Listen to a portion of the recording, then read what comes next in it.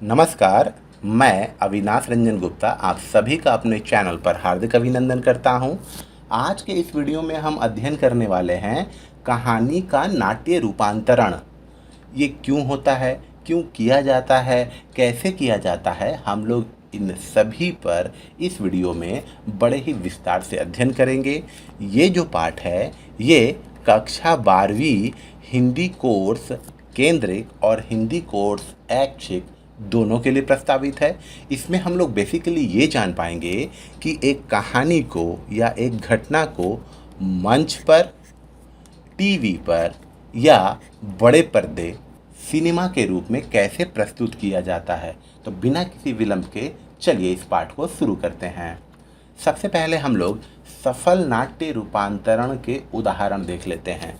ये एक सीरियल, एक कार्यक्रम आता है सोनी टीवी पर जिसका नाम है क्राइम पेट्रोल, और इसमें घटनाओं का नाट्य रूपांतरण करके टेलीकास्ट किया जाता है और हम लोग इसे देखते हैं। इसी तरीके का एक और कार्यक्रम है जिसे हम लोग सावधान इंडिया के नाम से जानते हैं।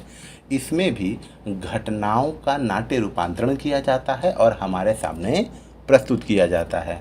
ठीक उसी प्रकार देखिए शरत चंद्र चट्टोपाध्याय की कालजयी रचना देवदास, जिसका बॉलीवुड ने लगभग 4 बार नाट्य रूपांतरण करके बड़े पर्दे अर्थात सिनेमा के रूप में हमारे सामने प्रस्तुत किया है। उसी प्रकार उपन्यास सम्राट कथाकार मुंशी प्रेमचंद जी की एक अद्भुत रचना सदगति का भी नाट्य रूपांतरण किया गया है और धारावाहिक के रूप में हमारे सामने प्रस्तुत किया गया है।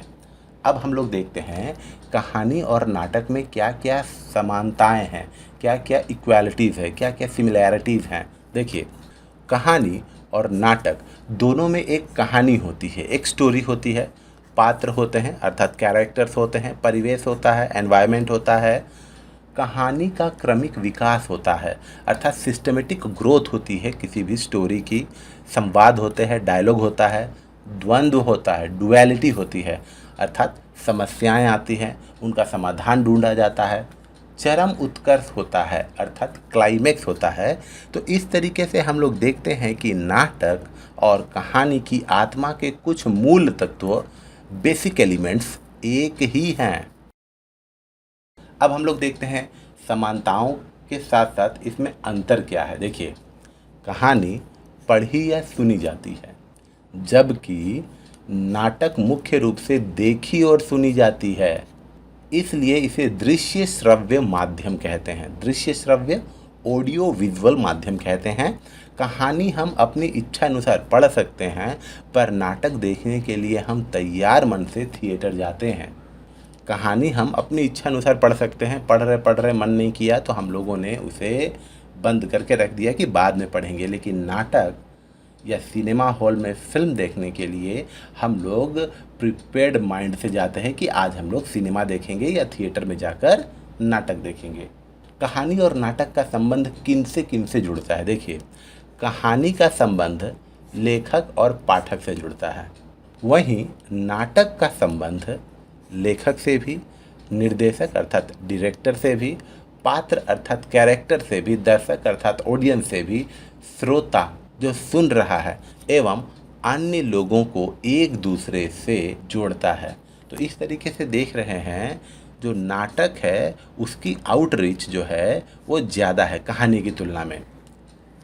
इस वजह से नाटक में बहुत लोगों के सामूहिक कार्यों की वजह से नाटक प्राय कहानी की तुलना में अधिक चर्चित विधा है।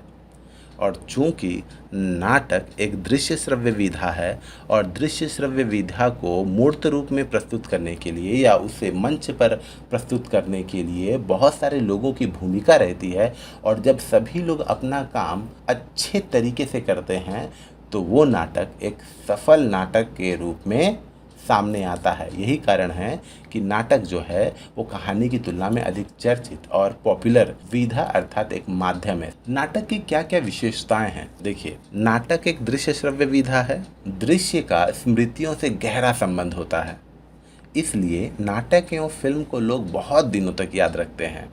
देखिए, जब हम किसी चीज़ को देखते हैं ना तो वो हमारे दिमाग में लास्टिंग इम्प्रेशन क्रिएट करता है, अर्थात हम लोग उसका जो प्रभाव है वो बहुत दिनों तक रहता है। इसीलिए हम लोग फिल्मों को या नाटक को जल्दी नहीं भूल पाते। नाटक मंच पर प्रस्तुत किया जाता है। नाटक को मंच पर अभिनेता अभिनय द्वारा प्रस्तुत करते हैं। मंच सज्जा होती है, संगीत होता है, प्रकाश व्यवस्था होती है। देख रहे हैं ना नाटक में किन किन चीज़ों की आवश्यकता हो रही है, जो उसकी विशेषताएं का रूप ले रही है। जैसे उसे मंच पर प्रस्तुत करते हैं। मंच पर कौन प्रस्तुत करता है? अभिनेता अभिनय के द्वारा प्रस्तुत करते हैं। मंच की सजावट होती है, वहाँ संगीत होता है, वहाँ प्रकाश व्यवस्था अर्थात लाइट अरेंजमेंट्स होती है। तो ये सब नाटक की विशेषताएं हैं। अब देखते हैं हम लोग कहानी का नाट्य रूपांतरण करने की विधि। कहानी के नाट्य रूपांतरण करने की विधि में कुल 6 बिंदु शामिल हैं। पहला है कहानी का समय और स्थान के आधार पर विभाजन, दृश्य लेखन, दृश्यों के बीच तारतम्यता अर्थात कोऑर्डिनेट्स, संवाद लेखन अर्थात डायलॉग लेखन, चरित्र चित्रण अर्थात हम लोग कैसे कैरेक्टर्स का वर्णन कर रहे हैं, ध्वनि और प्रकाश व्यवस्था। और इसके बाद हम लोग यहाँ देखेंगे नाट्य रूपांतरण में क्या क्या असुविधाएं होती हैं और किन किन चीज़ों की आवश्यकताएं होती हैं। सफल रूपांतरण के कुछ उदाहरण देख लेंगे हम लोग, और प्रेमचंद की कहानी ईदगाह का हम लोग नाट्य रूपांतरण करने की कोशिश करेंगे। तो सबसे पहले देखते हैं कहानी का समय और स्थान के आधार पर विभाजन। यहाँ आते हैं, देखिए पहले कहानी की विस्तृत कथा वस्तु को समय और स्थान के आधार पर विभाजित किया जाता है। ऐसा करने का तात्पर्य है कि यदि एक घटना एक स्थान और एक समय में घट रही है तो वह एक दृश्य होगा। कहने का मतलब ये है कि कहानी बहुत बड़ी हो सकती है, बहुत लंबी हो सकती है। हम लोगों को उस कहानी को छोटे छोटे दृश्यों में विभाजित कर लेना चाहिए। किस आधार पर? समय और स्थान के आधार पर हम लोग उस कहानी को विभाजित कर लेते हैं। ऐसा करने से डायरेक्टर के लिए ये फ़ायदा होता है कि हर एक स्थान और समय पर घटने वाली घटना को हम लोग एक दृश्य या एक सीन में कन्वर्ट कर सकते हैं। दूसरा है दृश्य लेखन, जिसे हम लोग कहते हैं सीन राइटिंग। देखिए, स्थान और समय के आधार पर कहानी का विभाजन करके दृश्यों को लिखा जाता है। दृश्यों को लिखा जाता है अर्थात सीन राइटिंग, इसे हम लोग अंग्रेजी में कहते हैं सीन राइटिंग। एक सीन में कौन से कैरेक्टर होंगे, उसका सिनेमेटोग्राफी क्या होगा, कैसी आवाज़ होगी, कौन कौन अभिनेता वहाँ अभिनय करेंगे और तरह तरह की बातें। इसमें उन दृश्यों को स्थान मिलता है जिनका औचित्य हो और उन दृश्यों को निकाल दिया जाता है जिनसे कथानक और उसके विकास पर कोई फ़र्क नहीं पड़ता। अगर आप लोगों ने ध्यान दिया होगा तो चेतन भगत की एक बहुत ही फेमस नॉवल, जिसे हम लोग हाफ गर्लफ्रेंड के नाम से जानते हैं, हाफ गर्लफ्रेंड, वो है तो बहुत ही बड़ी, लेकिन उसे 2 से ढाई घंटे में कन्वर्ट करने के लिए उस हाफ गर्लफ्रेंड जो नोवेल के रूप में था उसे बहुत दृश्यों में विभाजित किया गया और उन दृश्यों को ओमिट कर दिया गया जिनकी आवश्यकता नहीं है या जिनसे कहानी के क्रमिक विकास पर कोई असर नहीं पड़ता। तो ऐसे दृश्यों को हटा दिया जाता है क्योंकि नाटक में समय सीमा का बंधन आवश्यक है। यह सुनिश्चित करने के लिए दृश्य विशेष के उद्देश्य और उसकी संरचना पर विचार आवश्यक है। क्या सुनिश्चित करना?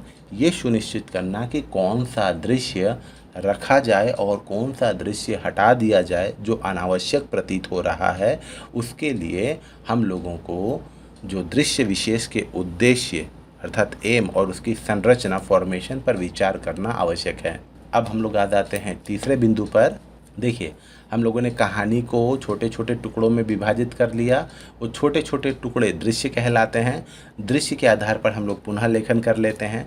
अब दृश्यों के बीच तारतम्यता होनी चाहिए, अर्थात सीन 1 के बाद जब सीन 2 आएगा तो सीन 1 और सीन 2 के बीच में एक प्रकार का कोऑर्डिनेट्स होना चाहिए। प्रत्येक दृश्य एक बिंदु से प्रारंभ होता है और कथानुसार अपनी आवश्यकताएं पूरी करते हुए अंत को अगले दृश्य से जोड़ता है। जैसे हम लोग धारावाहिक देखते हैं तो एक दिन जब धारावाहिक का एक एपिसोड समाप्त होता है तो उसका अगला एपिसोड जो अगले दिन आने वाला है उन दोनों के बीच तारतम्यता होनी चाहिए। इस प्रकार हम देखते हैं कि प्रत्येक दृश्य में नाटक की तरह ही प्रारंभ, मध्य और अंत होता है। देखिए, ये जनरल नॉलेज की बात है। नाटक में हो या कहानी में हो, उसके 3 बिंदु होते हैं, प्रारंभिक बिंदु, माध्यमिक बिंदु और अंत। कहानी हो या नाटक, तीनों में ये होंगे। और सेम हमें दृश्यों में भी अर्थात सीन में भी देखने को मिलता है। दृश्य कई काम एक साथ करता है। जैसे सीन है वो कई काम एक साथ करता है। एक और वह कथानक को आगे बढ़ाता है अर्थात कहानी के प्लॉट को वो आगे बढ़ाता है। दूसरी ओर पात्रों और परिवेश के संवादों के माध्यम से स्थापित करता है अर्थात संवादों के माध्यम से वो पात्रों का चरित्र चित्रण करता है। इसके साथ साथ अगले दृश्य के लिए भूमिका भी तैयार करता है अर्थात वो बैकग्राउंड भी रेडी करता है कि कैसे इस दृश्य को वो अगले दृश्य से जोड़े। इसे ही कहते हैं हम लोग दृश्यों के बीच तारतम्यता। अब आ जाते हैं हम लोग संवाद लेखन पर। दृश्यों के पात्रों और कथानक को संवादों के माध्यम से ही आगे बढ़ाया जाता है अर्थात दृश्यों में संवाद या डायलॉग का होना बहुत ही जरूरी है, अत्यंत आवश्यक है, क्योंकि संवादों के माध्यम से ही तो कहानी आगे बढ़ती है। और अगर कहानी में संवादों की कमी हो या आज के समय के अनुकूल ना हो तो उसमें फेर बदल करना भी एक आवश्यक शर्त है अर्थात मूल कहानी में जिसको आधार बनाकर हम किसी भी घटना या कहानी का नाट्य रूपांतरण कर रहे हैं और उसमें अगर संवादों की कमी है या वे संवाद आज के समय के अनुकूल नहीं है तो हम लोग उस संवाद को अपने हिसाब से लिख सकते हैं या उसमें थोड़ा फेरबदल भी कर सकते हैं। इसे कहते हैं हम लोग संवाद लेखन। हम लोग इसे अंग्रेजी में डायलॉग राइटिंग भी कहते हैं। इसके बाद आ जाते हैं हम लोग चरित्र चित्रण पर। नाटक में दृश्यात्मकता के माध्यम से पात्रों का चरित्र चित्रण किया जाता है। कहने का तात्पर्य ये हुआ कि नाटक में हम लोग दृश्य या सीन में ही कुछ ऐसी बातें दिखा देते हैं या बता देते हैं जिससे पात्र का चरित्र चित्रण हो जाता है। जैसे अगर एक नाटक में एक व्यक्ति गरीबों की मदद कर रहा है, उसके दुख दर्द को अपना दुख दर्द समझ रहा है, तो हम लोग ये समझ जाएंगे कि उस पात्र का जो चरित्र चित्रण है वो बड़ा ही भावुक है, वो अच्छा इंसान है, वो लोगों की मदद करता है। उसी समय अगर हम लोगों के सामने एक ऐसा पात्र आता है जो लोगों को परेशान कर रहा है, गालियां दे रहा है, मार रहा है, उन पर अत्याचार कर रहा है, तो हम लोग समझ जाएंगे कि वो क्रूर किस्म का व्यक्ति है। तो दृश्यात्मकता के माध्यम से ही हम लोग पात्रों का चरित्र चित्रण कर देते हैं। इसके अलावा पात्रों के द्वारा किए गए कृत्यों से भी यह तय हो पाता है कि पात्र का चरित्र कैसा है। जैसा कि हम लोगों ने आपको बताया भी कि उसकी एक्टिविटीज़, उसके एक्शन से ही हम लोग पता लगा लेते हैं कि उसका चरित्र कैसा है। अब हम लोग आ जाते हैं अंतिम बिंदु पर, जो है ध्वनि और प्रकाश व्यवस्था। देखिए, ध्वनि और प्रकाश भी कहानी का सफल नाट्य रूपांतरण करने में अपनी अहम भूमिका निभाते हैं। आप लोगों ने देखा होगा, अभी कुछ दिनों पहले एक फिल्म आई थी KGF और अभी KGF चैप्टर 2 आ गया, तो उसमें एक ध्वनि है। ध्वनि कहने का मतलब संगीत, तन्नानी नानी तन्ना, ऐसे एक संगीत है। उस समय जो डायलॉग बोला जाता है तो जो भी दर्शक उस समय उस फिल्म को देख रहे होते हैं, वो डायलॉग और वो सीन उसके दिमाग में हमेशा हमेशा के लिए बस जाता है, क्योंकि उस समय जिस प्रकार की ध्वनि और जिस प्रकार की लाइटिंग व्यवस्था की गई होती है वो दर्शकों को बड़ी ही रोमांचक और बड़ी ही मनोहारी लगती है। ठीक है, तो कुछ कुछ दृश्यों के संवाद में विशेष ध्वनि उस संवाद को सदा सदा के लिए दर्शकों के दिलो दिमाग पर बैठा देते हैं, जैसा कि हम लोगों ने आपको अभी बताया KGF का एग्जाम्पल देकर। प्रकाश व्यवस्था दर्शकों में एक मन स्थिति, दृश्यों के प्रति एक दृष्टिकोण और उपयुक्त माहौल के सृजन में लाभदायक साबित होता है।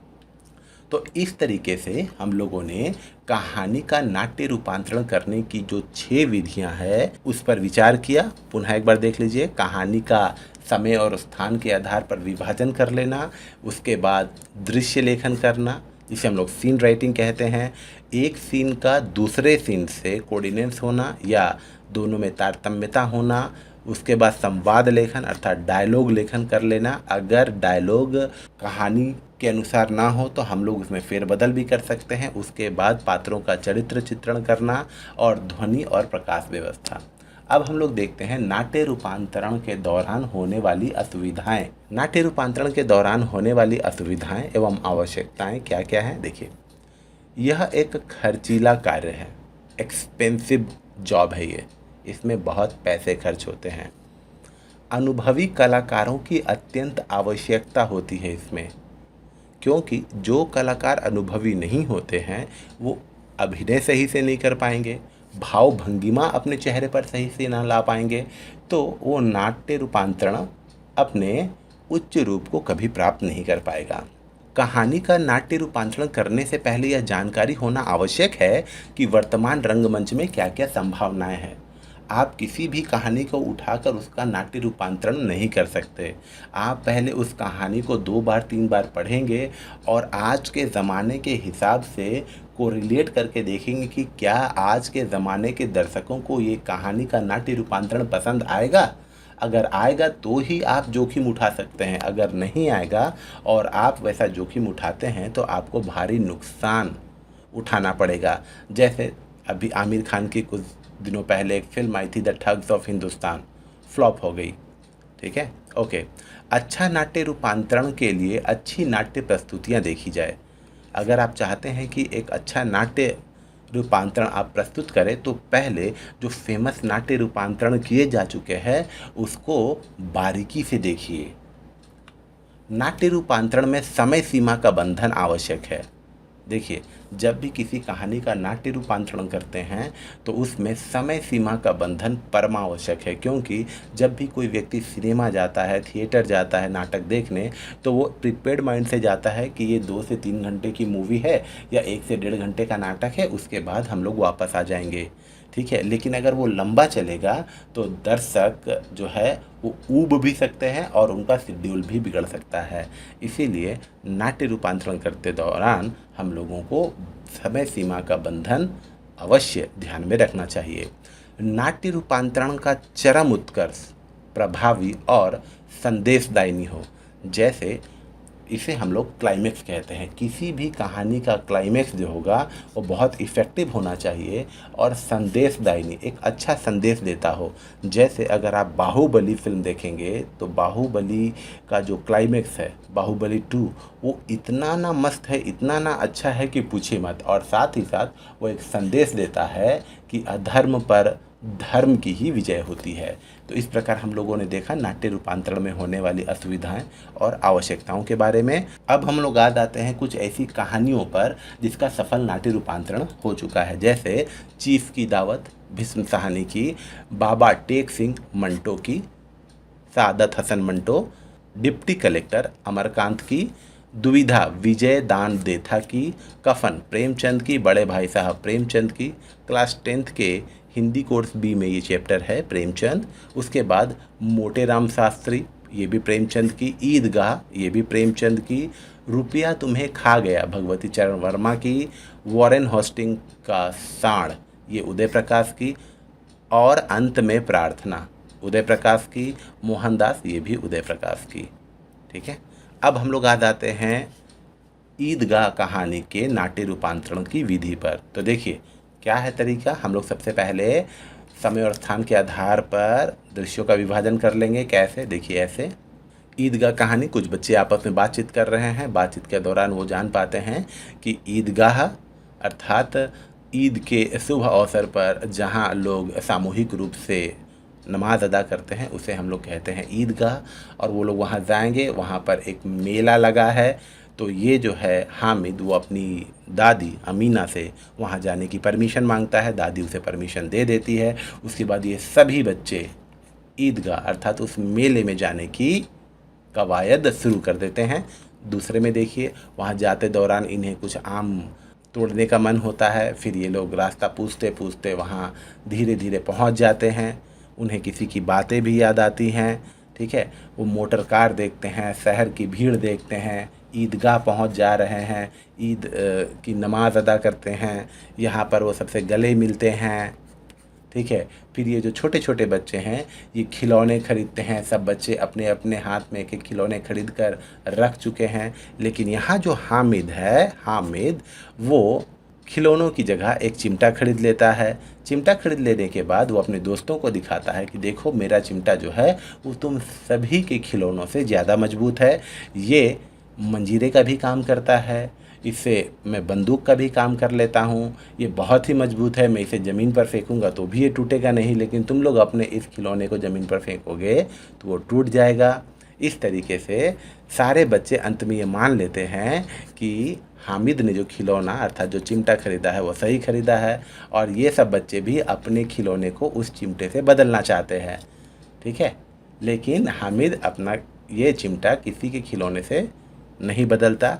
घर में बच्चे आते हैं और बच्चों के खिलौने गिरकर टूट जाते हैं। ठीक है, लेकिन जब हामिद अपनी दादी माँ को ये चिमटा दिखाता है तो दादी बहुत गुस्सा होती है, बोलती तुझे और कुछ नहीं मिला, तू ये चिमटा खरीद कर लाया है। और वो परेशान हो जाती है, वो सोचती है कि ये मेरा जो पोता है वो क्या है, इसे बुद्धि नाम की चीज़ है या नहीं। लेकिन जब हामिद अपनी दादी माँ अमीना से कहता है कि नहीं दादी, आप रोटियाँ जब सेकती हैं तो तवे से आपकी उंगलियां जल जाती है, आप इससे रोटियां सेकिएगा ना तो आपकी उंगलियां नहीं जलेंगी। ये सुनकर दादी जो है उसका मूड एकदम चेंज हो जाता है और उसके दिल से प्यार उमड़ने लगता है और आंखों से आंसू आने लगते हैं। लेकिन हामिद को ये समझ में ही नहीं आ रहा था कि ये दादी क्यों रो रही है। तो इस तरीके से हम लोग ईदगाह कहानी का नाट्य रूपांतरण किस तरीके से किया जा सकेगा इसके बारे में भी अध्ययन किया। उम्मीद करता हूँ आपको मेरा ये वीडियो ज़रूर अच्छा लगा होगा। हम लोग पुनः मिलेंगे किसी अगले वीडियो में, तब तक के लिए धन्यवाद।